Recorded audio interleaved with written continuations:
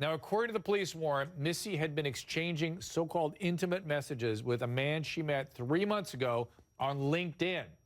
Apparently, her husband knew about her affair, told police about it. Pat, is this the same person she had the affair with? And I guess you just got off the phone with the husband. What did he tell you? Well, first, let me tell you, I did speak to Brandon Bevers. And you know what? Something I hadn't even thought of. This would be the first Mother's Day that his 3 young girls were not with their mother. And he told me it was an extremely emotional day for he and his family, as you can imagine. He said for one of the daughters in particular, really, really difficult. He tells me they are in counseling, but they are going to school. And something I also found interesting, he said his mother-in-law, Missy's mom, practically lives at his house. She's very, very close with the family. They're sticking together. And as far as she's concerned, it looks like she doesn't look at him as any possible suspect at all. They're sticking together, particularly for the sake of the children. Now, as for that LinkedIn message, there's a couple of different things. First, a couple of days before her murder, they believe there was one set of texts coming from a so-called creepy person that they're still trying to identify.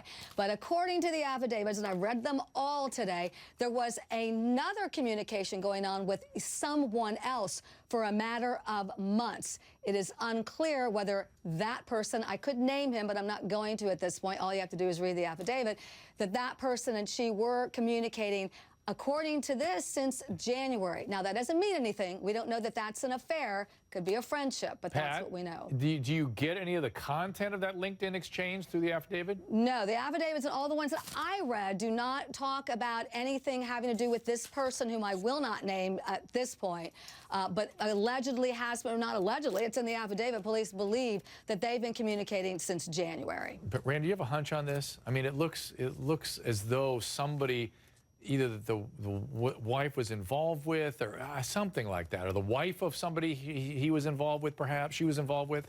Well, rarely do murders occur where the victim does not have some type of relationship with the suspect. So rarely does it become a stranger murder, a whodunit like that.